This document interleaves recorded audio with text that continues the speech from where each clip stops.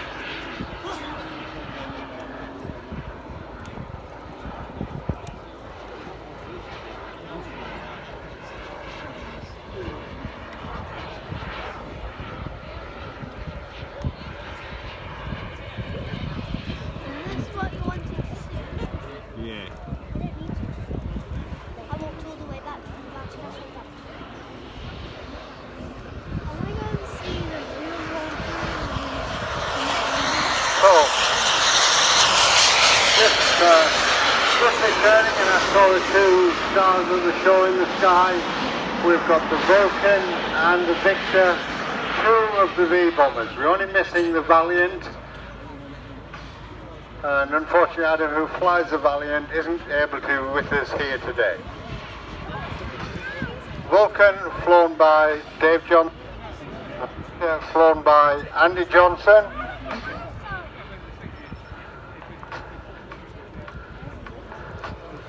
Vulcan, well over 100 kilograms, big gas turbines, and what a spectacular flight this is of two of the three V-bombers.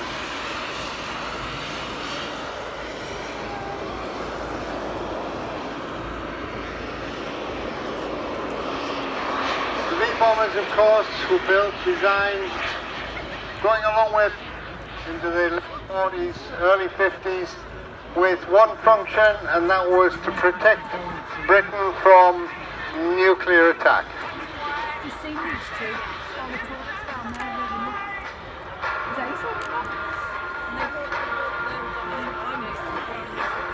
They were the ultimate deterrent. At that time, never used, fortunately, in anger. And the sad fact is that if they ever had to make a nuclear run, nuclear bomb run, the British Isles had been attacked first. There was only in retaliation.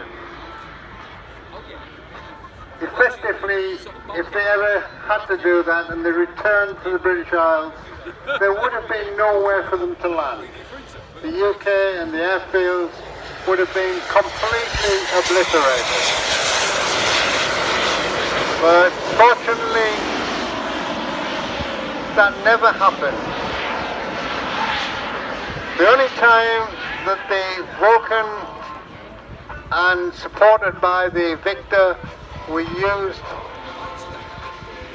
for a mission was the very well publicised mission where the Victors acted as tanker aircraft and two Vulcans took off from Ascension Island to both runways at Port Stanley on the Falklands.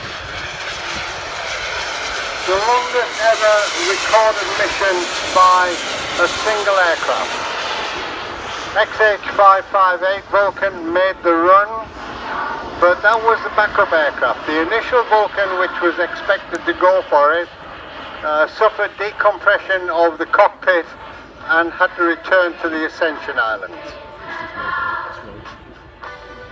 During the mission, 13 Victors were used as the fuel tankers, feeding the thirsty Vulcan, and that was literally the position they'd have been flying in, the Vulcan dropping onto the tail of the Victor, which would have disgorged his fueling hose, fueling Bowser hole. It got very close at times to, I think, the point where the final phases, cloud came down. It was very difficult to establish, but miraculously the Vulcan did meet up with the Victor and fueling took place and they went back to base.